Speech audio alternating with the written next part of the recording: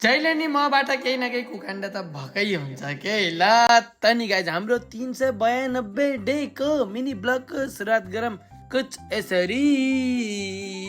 बिहान बिहान पसल आउनुको साथ हाम्रो एकजना बहिनीहरूको टोली फोटो बनाउनु आएको थियो, तर जसको फोटो बनाउनु थियो उहाँ पनि मेरै बहिनी सरै हो। त्यही भएर उहाँलाई मैले मेरोतिरबाट पनि एउटा फ्रेम गिफ्ट बनाएर दिए, जुन बहिनीहरूले लिएर गएपछि बहिनीले अनबक्सिङ गराएको त बहिनी त पुरै इमोसनल भएपछि अनबक्सिङ गर्दा गर्दै जुन पछि भेट्न पनि आइन मेरो लागि चक्लेट लिएर। थ्याङ्क यू सो मच फ्रेमलाई गिफ्टलाई भन्दै मलाई पनि एकदम खुसी लाग्यो, किनकि मेरो पनि दिदी बहिनी कोही छैनन्। यसरी आफ्नो बहिनी जस्तो लाग्छ क्या आफ्नो आका भएका सबै कस्टमरहरू। त्यसपछि पनि एकदेखि एक अर्को बहिनीहरूको टोली आएको थियो, सामान लिएर गइरहेको थिए आइरहेको थिए, सामान लिएर गइरहेको थिए, किनकि बिहेका सिजन थिए, गिफ्टहरू यताउति गइरहेको थिए, लिएर गइरहेको थिए आइरहेको थिए। अनि त्यसपछि हाम्रो एकजना भाइ आएको थियो जुनलाई आफ्नो एउटा फोटो एउटा ठुलो चाहिएको थियो अरे, जुन भाइ बस्छ प्रिन्ट हानिदिइहाल्छु भने। अनि भाइ चाहिँ क्यामेरा नन स्टप अनै थियो, यति धेरै फोटो खिचेर लिएर गयो। अनि ह्याप्पी भएर आफ्नो फोटो पनि बनाएर लिएर गयो, खुसी हुँदै हुँदै। बिहेका सिजन चलिरहेको अभियसली ब्यानरहरू बनेका बनै थिए, बिहानदेखि यो बिहेका ब्यानर पनि प्रिन्टिङ भएका भइ थिए। अनि मान्छेहरू आफ्नो सामान बनाइ लगाएका लै थिए। साँझ परिरहेको थियो, त्यही पनि कस्टमरको चल पल थियो। त्यसपछि एउटा बोर्ड होइन स्ट्यान्ड बोर्ड फिटिङ गर्न थियो। अनि हाम्रोमा 2-4 नयाँ भाइ बहिनीहरू आएछन्, हामीलाई केही सिकाइदिनु भन्दै। जुन भाइहरूको ट्रेनिङ चलिरहेको आजबाट न्यू जोइनिङहरू भाइहरू हुन्, जुन मस्त सिकाइरहेको थियो यसरी यसरी गर्नुपर्छ भन्दै। अनि यता फेरि भाइले आएका कस्टमरको फोटो बनाएका थिए, प्रिन्ट गरेका थिए। यता फेरि उता म बिजी थिएँ फेरि सिकाउन र काम गर्न। अनि हाम्रा 2जना भाइहरू पनि आएका थिए। त्यसपछि यो फोटोहरू बनाउन जुन झामझुम बनाइदिए। काम गतिला गर्छन् त्यही हो, मसँग मात्र च्याचो गरेर हुन्छन्, बार्गेनिङ गरेका गरे हुन्छन्। हेर्न सक्नुहुन्छ यति मासुम देखिन्छन् नि, फेरि हेर्दाखेरि हेर्नुहोस् यस्ता मिठा मिठा कुराहरू छन् नि। फेरि सबै काम दाम सकाए यसो हाम्रो सानी नानीसँग खेल्दै